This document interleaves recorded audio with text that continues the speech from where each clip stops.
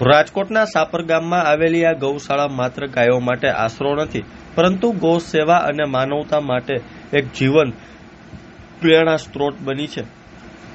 આશરે 2 એકર વિસ્તારમાં આવેલી આ ગૌશાળા ગાય માતાને એવી સંભાળ રાખવામાં આવે છે કે જાણે આ ગાય માતા તેનું સંતાન હોય. અહીંયા દરેક ગાયને પ્રારંભથી અંત સુધીની સંપૂર્ણ સારવાર અને સંભાળ મળે છે. ગામના લોકો માટે આ એક સેવા નહીં પરંતુ શ્રદ્ધા છે. આ ગૌશાળા બુધવારે વિશેષ રીતે ગાયોને શુદ્ધ ઘીના ચૂરમાના લાડવા પણ ખવડાવવામાં આવે છે. ત્યારે જુઓ અમારો ખાસ અહેવાલ. નમસ્કાર મિત્રો, હું વાત કરું સાપર ગામ ગૌશાળાની. આપણે અત્યારે જે જગ્યા ઉપર અહીંયા ઊભા છે, આમ તો સાપર ગામમાં ગૌશાળાની શરૂઆત લગભગ છેલ્લા 20 વર્ષ પહેલા થઈ હતી. 20 વર્ષ પહેલા સાપર ગામની નજીક એક નાની એવી જગ્યામાં હતું. અત્યારે આપણે જે જગ્યા અહીંયા જોઈ રહ્યા છીએ એ જગ્યા છેલ્લા 2 વર્ષ પહેલા અમે 2 એકર જગ્યામાં વ્યવસ્થિત રીતે થોડા પ્લાનિંગ સાથે ડેવલપમેન્ટ કરેલ છે.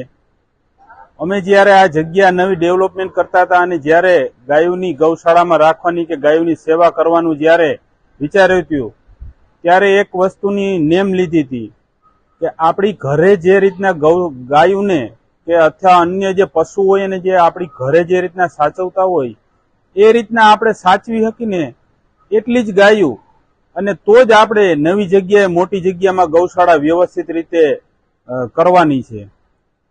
તમે કદાચ આ ગૌશાળાનો વિડીયો ને બધું વિગત વાત જોયું હશે. આપણી ઘરે જે રીતના આપણે ઢોરને સાચવતા એ રીતના અહીંયા અમે ગાયોને લગભગ 150 ગાયું છે. મિત્રો, આ ગાયું એ ગાયું છે જે ગામની અંદર આ કોઈ ઘર કે કોઈની રાખેલી પાલતુ ગાયું નથી. આ જેને આપણે રેઢિયાર ગાયું કહી છે, જે રસ્તા ઉપર રખડતી હોય છે.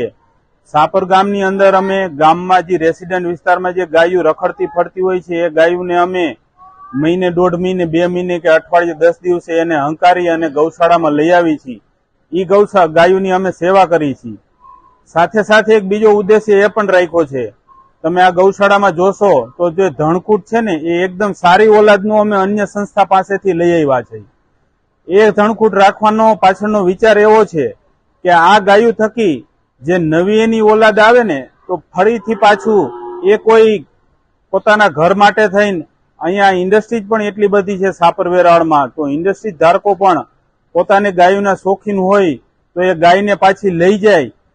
કેમ કે સારો ધણકૂટ હશે તો સારી ગાયની સારી ઓલાદ નવી આવશે, જેથી અમારી સંખ્યા કંઈ ને કંઈ મેન્ટેન રહીએ, આ પ્રજાતિ થોડી ઘણી જે કંઈ છે એ સુધરે, અને આપણે આ રીતના આ પ્રજાતિનું, જેને આપણે ગાય માતા કહીએ છીએ, એનું આપણે જતન કરી શકીએ.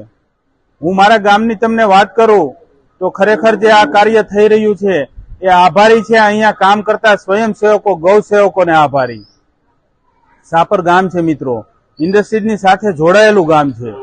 અહીંયા કોઈ દિવસ દરમિયાન કામ કરવા માટે કે આવવા માટે એટલું પોતાના કામમાંથી એટલા ફ્રી હોતા નથી. મોટા ભાગે બધા જ લોકો ઇન્ડસ્ટ્રીઝ કે ધંધા રોજગાર સાથે જોડાયેલા છે. એટલા માટે મોટા ભાગે રાત્રે 9 વાગે જે આપણે મોટા ભાગે જે ફાલતુ સમય હોય છે, જે કામથી ફ્રી થઈ ગયા હોય છે, જમી કરવી અને સાંજે જે નિરાતે ગામના ઓટે કે ચોરે બેઠા હોય અને જે આપણે ગપ્પા મારતા હોય, એના બદલે આ ગૌસેવકો સાંજના સમયે 9 થી 10, 11, 12 વાગ્યા સુધી ગૌશાળાની વિવિધ જેવી કંઈ કાર્ય હોય, જેવું કે જે કંઈ કામ હોય, ગાયોની કોઈ સેવા કરવાની હોય, કોઈ માંદી ગાય હોય, કોઈ ગાયને વિશેષ ધ્યાન રાખવાનું હોય, એને ઘાસચારો કાપવાનો હોય, કોઈ વાડી વિસ્તારમાંથી હમણાં ચોમાસાની સિઝન પૂરી થવા આવશે એટલે જે મગફળીનો પાલો છે લઈ આવવાનો હોય, મકાઈ કાપવાની હોય, આવા વિવિધ કામ છે એ આ ગૌસેવાના જે ગૌસેવકો છે એ કરે છે, અને જેના લીધે અમે આટલી સારી રીતે આ ગૌશાળા સાચવી શકીએ છીએ. હું તમને એક વિશેષ બીજી વાત કરું અમારી ગૌશાળાની, તો છેલ્લા 4થા મહિનામાં આ ગૌશાળાના લાભાર્થે એક ભાગવત કથાનું આયોજન કર્યું હતું.